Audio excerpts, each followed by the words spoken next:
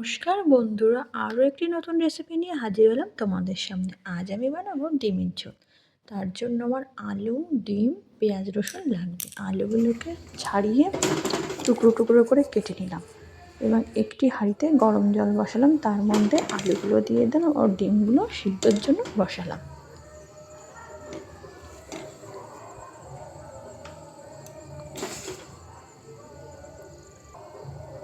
সিদ্ধ বসিয়ে এর মাঝে আমি মশলাটা রেডি করি। মশলার জন্য আমি নেব গোলমরিচ, শুকনো লঙ্কা, ধনে, জিরে আর আদা।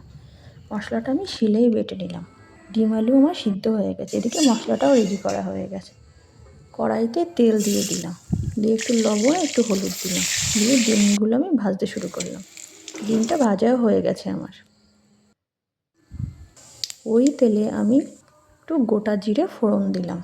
ফোড়নটা হয়ে গেলে তার মধ্যে রসুন কুচি দিলাম আর পেঁয়াজ কুচি দিলাম। পেঁয়াজ রসুনটা লাল লাল করে ভাজতে থাকবো। ভাজা হয়ে গেলে তার মধ্যে সিদ্ধ করে রাখা আলুগুলো দিয়ে দিলাম, দিয়ে একটু লবণ দিলাম, দিয়ে ভালো করে ভাজতে হবে। তার মধ্যে মশলাও দিয়ে দিলাম। মশলা দিয়ে ভালো করে কষাতে থাকবো। মশলা থেকে তেল ছাড়লে আমি গরম জল দিয়ে দেব, দিয়ে ভালো করে মশলাটা কষাতে হবে। তার মধ্যে ভেজে রাখা ডিমগুলোও দিয়ে দিলাম। দেখো আমার ডিমের ঝোল রেডি। আর বাড়িতে বানানো ভাজা মশলা একটু ছড়িয়ে দিলাম।